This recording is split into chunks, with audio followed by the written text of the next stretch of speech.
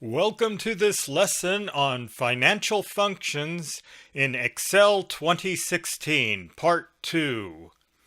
This time I'll explore some more functions related to the payment function from last time. The rate function will give you the periodic rate of interest on a loan with a constant interest rate. In this example, I have a loan for $35,000.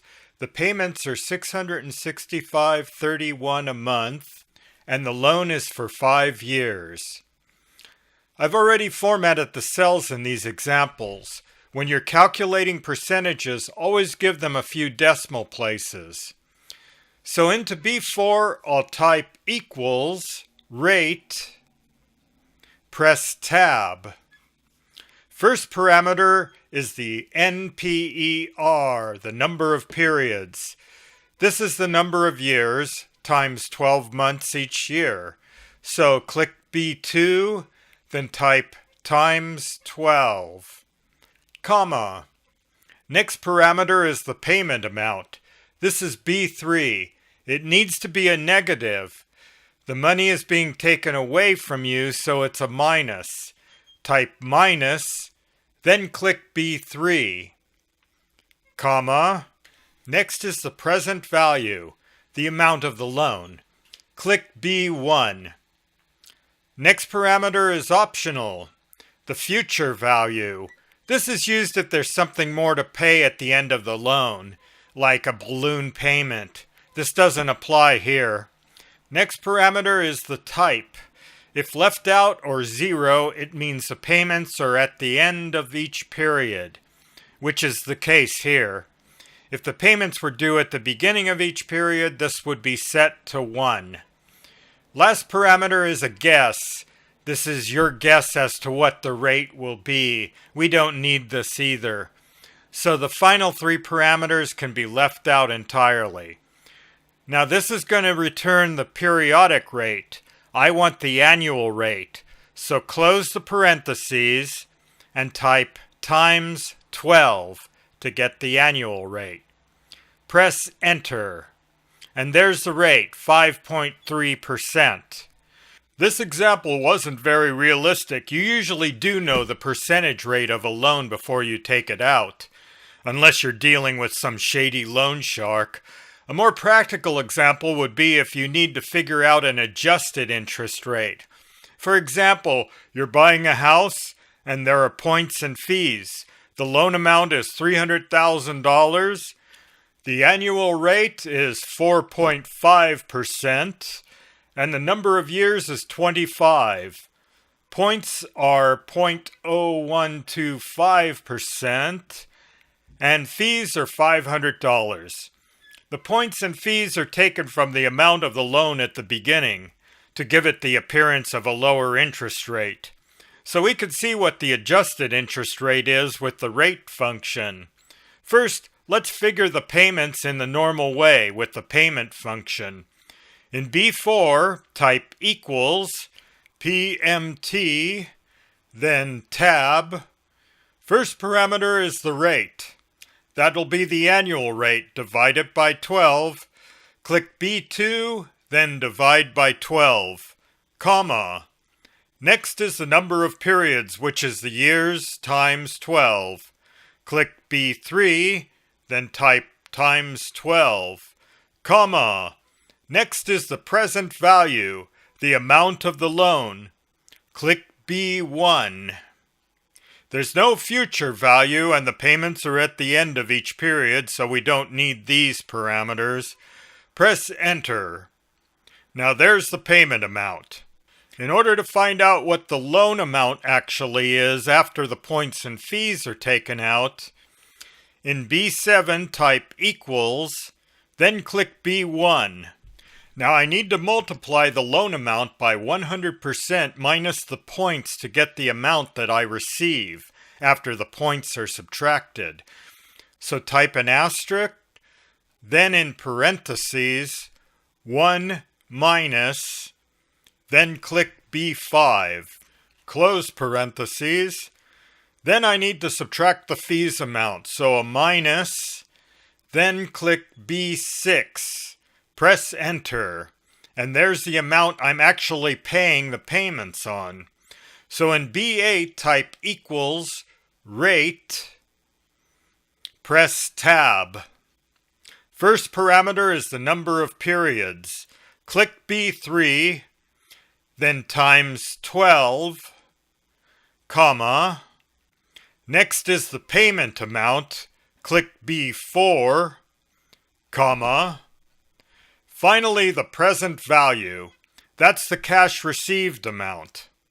Click B7.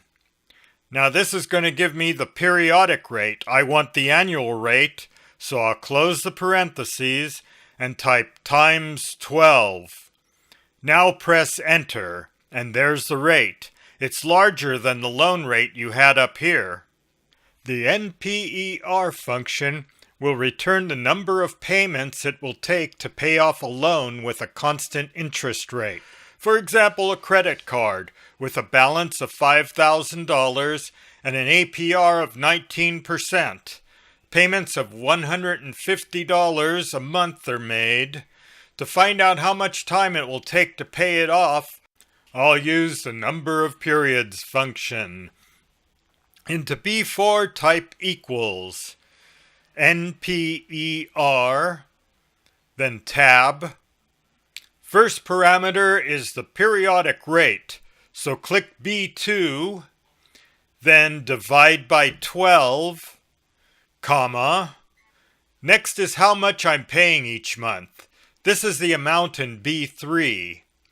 This will be a negative amount because the money is going out of my pocket, so type a minus, then click B3, comma. Next is the present value, that's the balance. Click B1.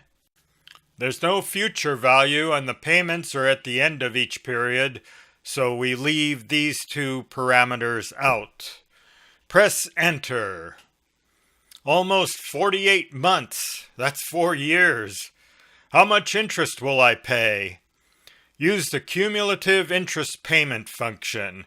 Into B5, type equals CUMIPMT, tab.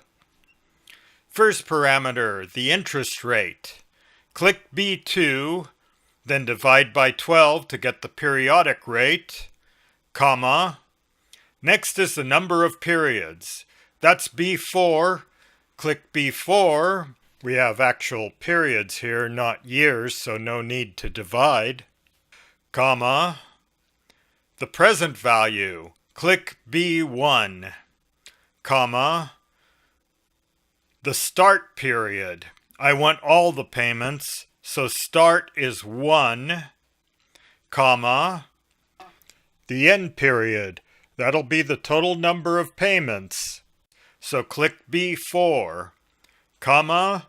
The type, which is required in this function, it's 0. The payments are at the end of each period. I'm almost afraid to look, but here we go.